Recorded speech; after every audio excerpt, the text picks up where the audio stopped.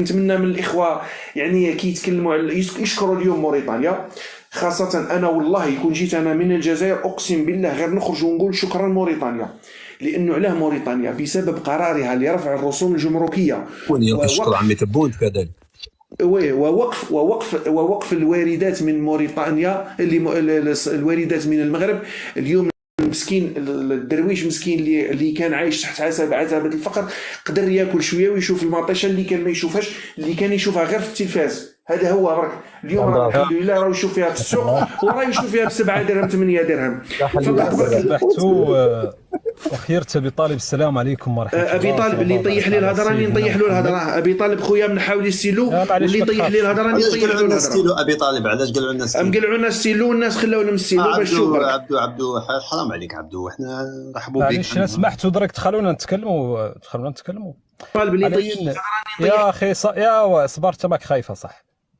السلام عليكم ورحمة الله، وصلى الله وبارك على سيدنا محمد. أستاذ أبي طالب راك قافل المايك اللي عاد الدور تتكلم. وأولا تحية طيبة لجميع الإخوان المستمعين لهذه المساحة الطيبة.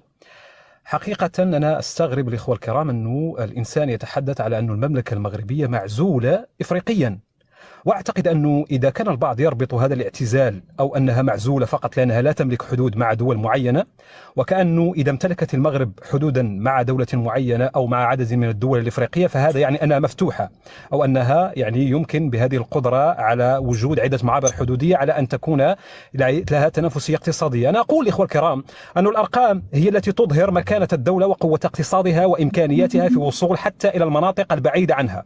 بالله عليكم، الجزائر تملك حدود مع النيجر ومع مالي ومع موريتانيا، والمملكة المغربية متفوقة عليها في تبادلاتها التجارية بكثير.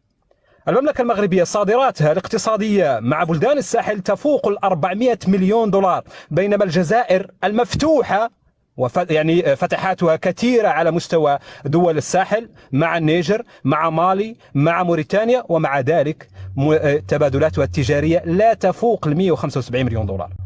فأعتقد الأخوة الكرام أنه من الغباء حقيقة أن يناقش الإنسان وهو يعلم أنه ما تقوم به الجزائر الآن وسياسة الرئيس الجزائري الآن هي فقط لمنافسة المغرب، بمعنى أن المغرب كبير وتسعى الآن الجزائر إلى منافسته في السوق الموريتانية.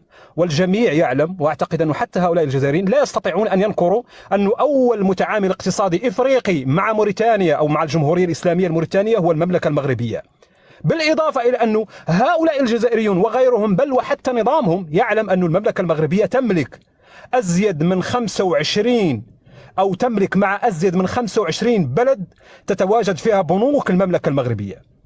ويمكنكم فقط يعني عبر بحث بسيط على مستوى السوشيال ميديا ومع يعني معلومات المتوفرة لدى منظمة التجارة الدولية أو مع البنك الدولي للتجارة أن يعلموا أين يتواجد المغرب وأين تتواجد الشركات المغربية والخطوط الملكية المغربية مع أي دولة أو مع عدد الدول التي تملكها. بينما الجزائر التي تدعي أنها يعني مفتوحة على إفريقيا بعدد معابر يعني يعدونها أزيد من 7 أو 6 معابر، ومع ذلك الحدود مع ليبيا مغلقة، الحدود مع مالي مغلقة، الحدود مع النيجر ومع موريتانيا أعتقد أنها لا ترقى إلى أن تنافس المعبر الوحيد الذي يستصغرونه ألا وهو معبر القرقرات الذي أنت أخي أبي طالب تعرفه وأنا أعرفه جيدا. أنا يبعد عني تقريبا ب 280 كيلومتر، بينما أنت يعني مررت منه أكثر من مرة. أزيد من 200 شاحنة يوميا تصل إلى دول الساحل وإلى السنغال وإلى ساحل العاج.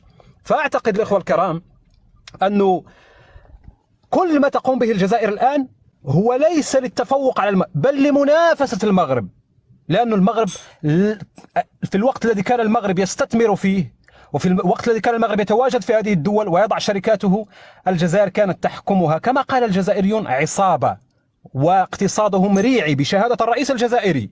اقتصاد الدولة الجزائرية اقتصاد ريعي غير مفتوح على دول العالم، غير مفتوح على الأنظمة المالية الجديدة، غير مفتوح على النوعية التكنولوجية أو حتى المالية. وبالمناسبة الناس التي الآن تطبل لهذا المعبر الحدود الذي فتح مع موريتانيا ومع الجزائر، نحن نتمنى يعني كل الخير للشعب الجزائري المغلوب على أمره وحتى مع الإخوة الموريتانيين. لكن إذا تابعتم ما صرح به الخبراء الاقتصاديين الموريتانيين أنه هناك معيقات مالية، لأن الجزائر للأسف الشديد منظومتها المالية لا تتماشى مع الصادرات أو مع إمكانية دعم الصادرات الخارجية. الآن أنت لو بغيت تحول العملة في الجزائر عندك مشكلة، سعر العملة في البنك ليس هو سعر العملة في السكوار، بالإضافة إلى أن الجزائر تفرض قيود لأنه تخاف من خروج العملة الصعبة. ولهذا وأنا أحيي الأخ الركان أنه تحدث عن هذه المسألة، مسألة المقايضة الإخوة الكرام، وهم يعطونها يعني يحاولون أن يجدوا لها تبريرات وتفسيرات وما إلى ذلك. هذه المسألة ليست عيبا أنه التجارة المقايضة، لكن العيب أن تحاول أن تعطيها معنى لا تملكه أصلا. تجارة المقايضة لأنه الأنظمة المالية في كل المناطق الحدودية مع الجزائر لا وجود لأبناك جزائرية. في بلاده في وسط الجزائر لا توجد أبناك، عندهم إشكالية في السيولة في التعاملات البنكية، فبالتالي لعدم وجود السيولة فيضطر أنه نعطوكم زيوت السيارات واعطونا البهايم، وبالتالي تتم هذه التجارة على هذا النحو، ويقول لك أنها يعني لا، هذه السلع لا تصل إلى الداخل الجزائري. الرئيس تبون قال أنه سندعم تجارة المقايضة حتى يكون لدينا اكتفاء ذاتي في اللحوم، استيراد البهائم وما إلى ذلك للاكتفاء الداخلي، بمعنى أنه هذه السلع القادمة سواء من مالي أو من موريتانيا وغيرها تدخل إلى الداخل الجزائري. وحتى مالك نفسه قال أنه تدر على الجزائر أزيد من 180 مليون دولار كما قال هو. إذا كانت هذه التجارة لا تتجاوز المدينتين، مثلا على مستوى مالي تنزاواتين، هذه المدينة المقسومة على الحدود المالية الجزائرية. وأنا تابعت حقيقة، وأعتقد أنكم أيضا صادفتم هذا الفيديو لجزائري يتحدث عن شهادته الواقعية أنه يرى الماليين يرمون المواد الغذائية لإخوانهم في الداخل الجزائري. أما الحديث الذي أتى به مالك يتحدث عن الفقر، أنا حقيقة أريد منه أن يراجع معطيات البنك الدولي حول الفقر وحتى معطيات أو دائرة الإحصاء في الجزائر. أما أن يأتي بتصريح سياسي لسيدة تدعى نبيلة منيب في كونفدرالية اليسار، مزايدات سياسية على حكومة خنوش بحكم الصراع السياسي الواقع بينهما، ويستشهد بها مع العلم أنه يقرأ العنوان فقط لا غير. يعني القصاصات. نترك فرصة شوي لكادر إجابة، لأنك أعطيت كثير معلومات عن الجزائر. تفضل جاوب. أنا السلام عليكم ورحمة الله تعالى وبركاته. أظن أنا مانيش أنا باش ندير دروس باللي المبيعات المغربية، ونقدر أنا أبي طالب اللي متخصص في التجارة الدولية يقول لك مثلا لما تبيع رونو 10 ملايير دولار لا تدخل في الحسابات تاع الميزان التجاري، تدخل حساباتك 10% منها، يعني انت اش تسال ولا 9% منها، يعني 400 مليون دولار ربما انت تسال فيها 80 مليون دولار كلها. اما الاخرى هي دول، هي استثمارات اجنبيه بواقع انت ما عندك لا سيكونتيا لا 100% اجنبي، وتصدرها انت تحسبها 400 مليون دولار، لكن تدخل للمغرب لتخرج مره ثانيه. اما 175 مليون تاع الجزائر هذيك 175 مليون تقريبا، ما نقولوش 100%، ولكن تقريبا تكون كامله للجزائر. حتى تاع تونس ما تقدرش تكون كامله لان يعني عندهم استثمارات مباشره 100%، ولكن انت تفرح بالارقام. ولكن الواقع عندنا ظاهر، يعني الدوله اللي تستقبل اكبر دوله في المنطقه تستقبل الاستثمارات وحجم الاقتصاد، ولا ندير لك درس في الاقتصاد الان. عندك اكبر دوله تستقبل الاستثمارات وحجم الاقتصاد ماشي ستاغني، راه ينزل، يعني حجم الاقتصاد، يعني معادله ما عندهاش حل. ربما ابي طالب كذلك في التجاره ربما يقرينا شويه هنايا، يقول لك كيف دوله تستقبل الاستثمارات وحجم الاقتصاد تاعها يطلع. ثاني نتوما مازلتوا ما تفرقوش، تكلموا على البترول، تكلموا على الغاز، تتكلم على اي حاجه. وسمعت الساعه في اللايف تاعك يا ابي طالب، الناس ما تفرقش ما بين الصادرات، العمله الصعبه اللي تاتي من الصادرات، وحجم الاقتصاد. يعني ما الحجم الاقتصاد الجزائري الطاقه ما تشكل منها الا 35% ولا 38% على الاكثر. اما الباقي كلها خدمات، اغلبها خدمات وغيرها، يعني 50% ولا 45% خدمات. لان الناس هذيك الصادرات 90%، والحمد لله كانت 97%، الآن راهي أقل من 90% من الصادرات من المواد الطاقوية. فيما يخص الآن تبيع لموريتانيا وتشري من موريتانيا، الجزائر وموريتانيا، الجزائر دولة غازية، موريتانيا في إطار أن ترجع دولة غازية. الجزائر تقول تنافسك غادي نروح معك لسيرك. الجزائر ستنافسك في الخضر والفواكه مع انها تنتج اكثر منك على كل حال. ربما الشعب الجزائري مستهلك اكثر للخضر ولا ما نعرف، ربما الجزائر عندها اسواق اخرى. على كل حال تروح لكندا تلقى السلع الجزائريه، تروح لروسيا تلقى السلع الجزائريه، تروح للخليج تلقى الخضر الجزائريه، الكويت وغيرها.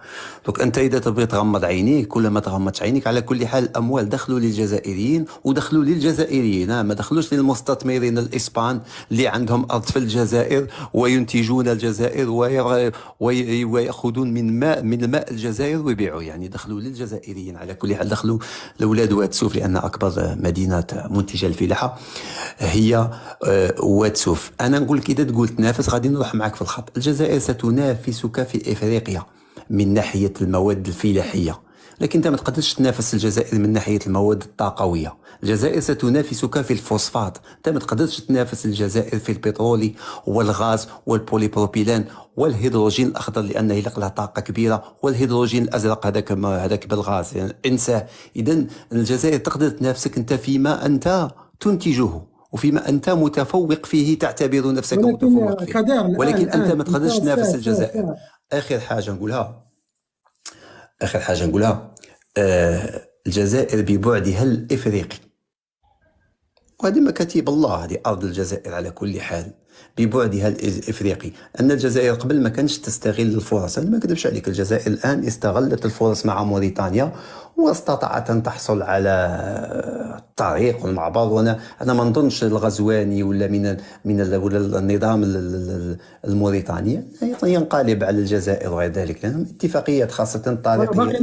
شوف كادر حتى تكون الامور واضحه، الى حد الان ليست هناك اتفاقيه بمفهومكم حول اتفاقيه الطريق. كاين اتفاقيه موقعه على الطريق، لا ماشي الطريق، كنتكلم على مفهومكم للتبادل التجاره. شوف اتفاقيه الطريق موجوده، وهذيك اتفاقيه التجاره راك تصبر في روحك انت على بالك باللي لما تجاره خليني من الطريق. نجاوبك ابي طالب نجاوبك. ما كاينش، هي صحيح. الرئيس الموريتاني احال الامر الى الوزاره المعنيه وقال الوزاره المعنيه تعرض علينا. الوزاره المعنيه لتحديد المنتجات تقريبا لا ليس منتجات، ليس تقنيه ليس قانونيه يا ابي طالب. اخي الكريم يا اخي كادر، خلينا نكون واضحين. القضيه المنتجات هذه كان الرئيس الجزائري، الرئيس الموريتاني عندما اخذ الكلمه قال سنحيل الامر الى الوزاره المختصه لتعطينا تبلور لنا نظره واضحه حول هذه الشراكه وطبيعتها. الجزائر حددت، الجزائر شروطها هي ان يكون المنتج. واش وقعنا احنا تجاره؟ انا اسالك سؤال واضح، نعم ام لا؟ هل هناك اتفاقيه تجاره كما تقول انت الان؟ ما زال لا يوجد اتفاقيه تجاره، ولكن خليني نكمل الجمله. وعلاش هذيك غير باش ليطمئن قلبك وترقد مليح. انا مطمئن قلبي. المشكله انك لا تمرر اخطاء مغالطات وتقول غير صبر نكمل الجمله يا اخي، غير صبر نكمل الجمله. ربما ليطمئن قلبك مازال، ولكن هي كالقيامه. لا قلبي انا ونفسي. معليش مشكلتكم خليني نكمل ابي طالب، ما تقلقش. خلوني بيني وبين ربي وتكلموا عن الموضوع. كلمت ابي طالب تكون الاخر. هي كالقيامه اتيه فصون اتفاقيه التجاره لا مفر منها لا للجزائر ولا لموريتانيا، وما عندهاش مفر. هما لكن ليست بالطريقه التي لان المغريات اسمعني لن نقبلها بالطريقه. شوف هذيك الطريقه اللي ماشي لن تقبل. انت في التيك توك لن اقبل، هذه كما الزعيم كما مسرحيه الزعيم لن اقبل. خليني نكمل لك المداخله. الاخر كان يدير في الشعر هنا والصفصاطيه، كان يدير في الشعر والصفصاطيه. اسمعني كلامه تيك توك قريبا ان شاء الله. غادي نشوفوا ابي طالب تعقيب بسيط الاخ ابي طالب. السيد كان يدير في الشعر. اسكت كان يدير في الشعر. سؤال واحد ما قدرتش تجاوب عليه، سؤال واحد ما قدرتش تجاوب عليه. لماذا المغرب متفوقه مع الدول اللي هي الساحل اللي هي عندك حدود معاها؟ المغرب ماسكه عليك، متفوق في التعامل الاقتصادي معاها. زم فمك زم انا ما قديش تجاوب، ما قديش